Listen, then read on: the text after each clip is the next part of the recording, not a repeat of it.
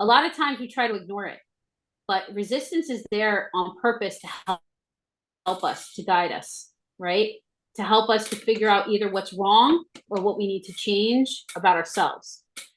Hi there, Adrian here, and this is a video from a Zoom session that we do. We do these Zoom sessions every Sunday and we take questions and answers from the audience. Some of our students, some of our members.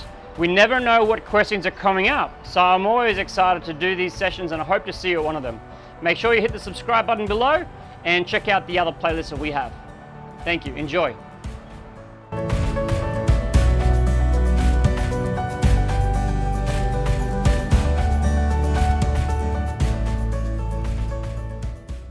What do you feel causes the behaviors that you are doing with resistance?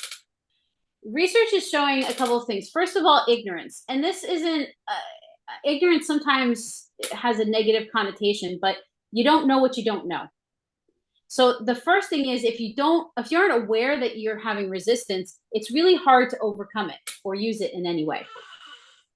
Also, if you're really not sure exactly what your goals are, it's really hard to know if you're resisting them or not because you're not going to achieve them.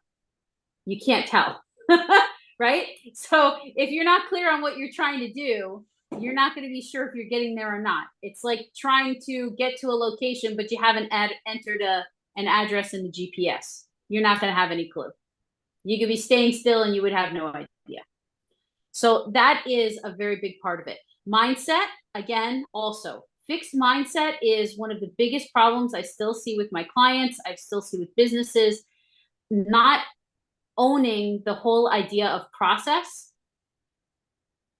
and really focusing just on results all the time and being afraid of change.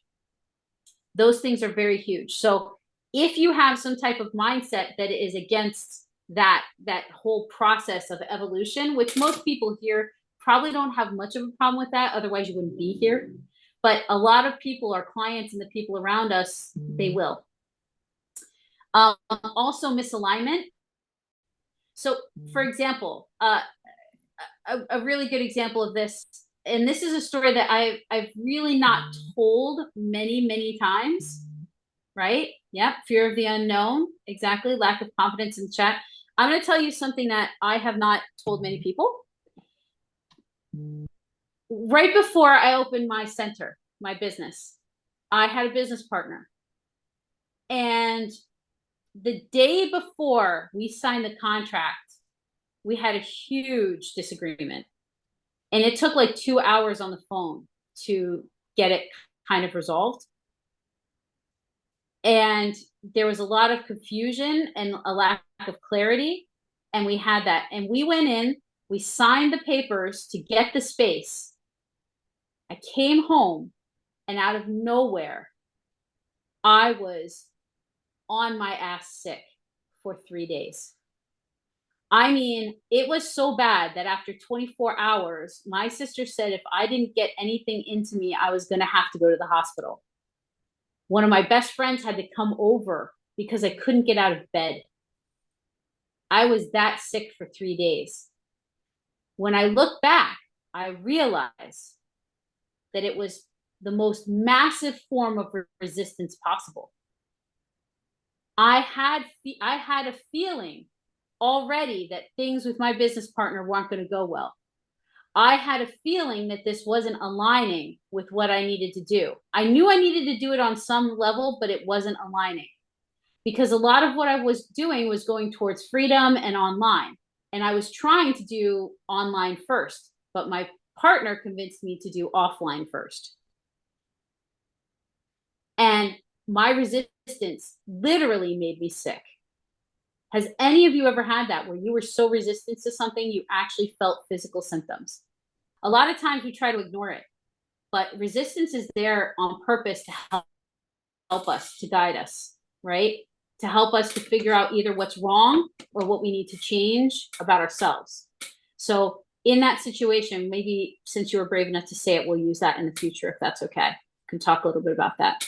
So that misalignment, if it's like that, I mean, how many of you have gone on a second or third date or something with somebody who you knew was kind of not right for you, and you kind of felt sick to your stomach a little bit, or you got a headache before you went, headache's usually not coming from nowhere. It's usually resistance manifesting in a physical form. It's your body saying, hey, if you're not going to listen to your mind and you're not going to listen to your gut, then maybe if I give you a headache, you'll listen to that. It's kind of your consciousness way of kind of smacking you upside the head sometimes, right? Also habits, right? Habits that we have that we put in place, especially when we were younger, that don't serve us, that can also cause these resistance behaviors. If we have a pattern of being late, if we have a pattern of procrastinating, then the habits lead to unconscious resistance, right? It could be that our parents were always worried about being on time to things because they didn't want to be the only ones there, and then we inherited that. And so now we resist being on time. And so every time we find ways. And what do? You might be on time, but all of a sudden you say, oh, you know what? I should put on this little bit of makeup, or, oh, maybe I should take this, or, oh, maybe, and all of a sudden you're late. You would have been on time, but you did little tiny stuff to sabotage yourself to kind of fall into the habit and the pattern that you're used to, right? Glad this is resonating, Abigail. This has come from a lot of hard reflection on myself, to be true to myself, right? And be like, oh yeah, you doing this. Environment, your environment too. This can cause behaviors too. The environment that you're in, the people you surround yourself with. If you're with a whole bunch of people who procrastinate, you're going to procrastinate because you're gonna feel like you have to kind of fit into that mold, right? Another thing, and I'm guilty of this. A lot of you said paperwork. Do you have good paperwork systems in place? Do you have a really cool organization system? Have you color coded or made fun files? You probably haven't. So you're perpetuating your resistance because you've avoided dealing with it. And so now your environment, you've got piles of paper, right?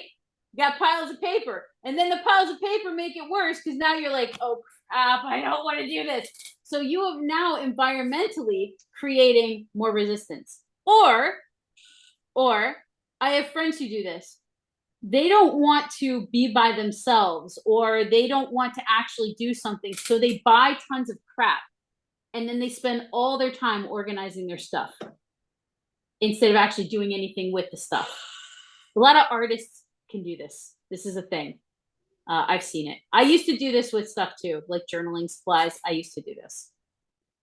Boom! You made it here! Good on you. Make sure you click the subscribe button below and check out the playlist at the end. If you'd like to come along to our Sunday sessions where we host a live, free Q&A for our students and members, you're welcome. I'll see you there.